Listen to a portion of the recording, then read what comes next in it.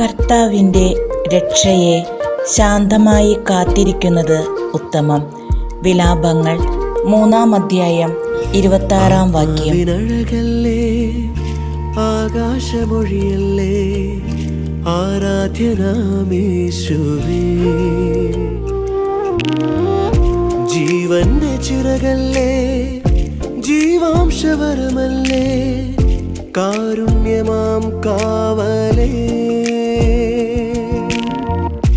ആത്മാവിനഴകല്ലേ ആകാശമൊഴിയല്ലേ ആരാധ്യനാമേശുവേ, ജീവന്റെ ചിറകല്ലേ ജീവാംശവരമല്ലേ കാരുണ്യമാം കാവലേ. ഓ